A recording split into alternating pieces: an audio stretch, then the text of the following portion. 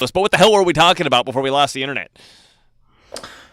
Just the process of when a foreign government accumulates the U.S. Treasury bonds, what that means to the U.S. That's it's not foreign indebtedness, which is when a country borrows foreign currency to jumpstart their economy. Mm-hmm. But it's rather the opposite. It's U.S. Currency uh, nominated securities that a foreign government buys because they have dollars, because they've exported to our country. They've accumulated dollars on their bank and they want to invest those in some interest bearing secure securities. So that's all there is to it, really. Mm-hmm.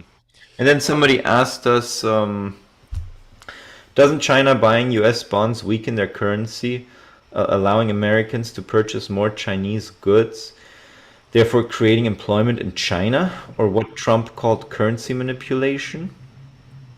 Uh, so basically, the process of buying the bonds itself doesn't change the currency because there's no currency transaction involved. It's just the Chinese entities have accumulated dollars and then they use those dollars. They replace those dollars with the treasury securities.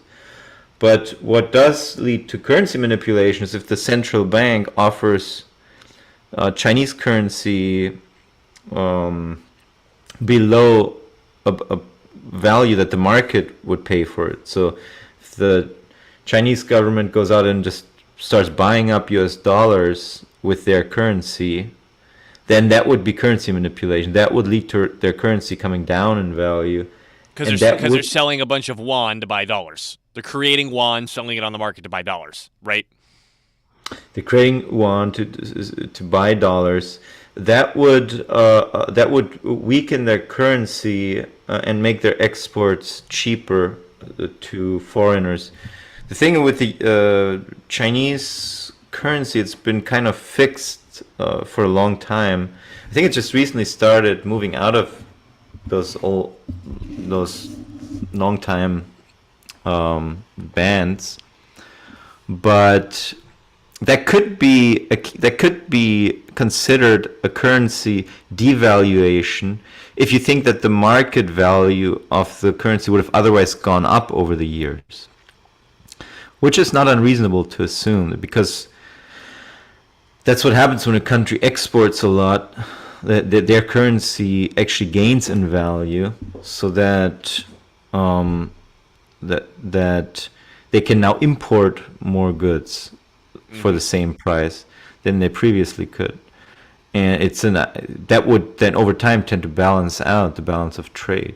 So that if you keep that process from occurring by selling Chinese currency into the system, buying up US dollars, then instead of the Chinese currency going up in value, it stays at the same level, which could be considered a form of devaluation of the currency. Right, but I think to call it manipulation makes it sound like they're doing something nefarious. Which I mean, I'm not saying that it's not nefarious, but I don't. It sounds like they're doing something against the rule book, right? Like there's some international rule book that you're supposed to follow in terms of dealing with foreign nations. And if you've got a central bank that can print currency and you have a national policy that says we want cheap currency in order to encourage exports, then I don't really see why they shouldn't do that if that's what they want to do. Yeah, I mean, if the goal is for for the government of the country to achieve full employment and maximum prosperity within their borders, MMT suggests that you shouldn't do that. MMT Right. suggests that you should have a free floating currency and that you shouldn't manipulate the foreign exchange value of the currency. But then there are people who might disagree with that. Who would those people be who disagree with, well, I I want our currency to be weak. So who are the people who would want the Chinese currency to be weaker? Well, it would be Chinese export Conglomerates. conglomerates. Yeah. It would be Chinese export lobbyists, and that's usually the case traditionally. That's what happens.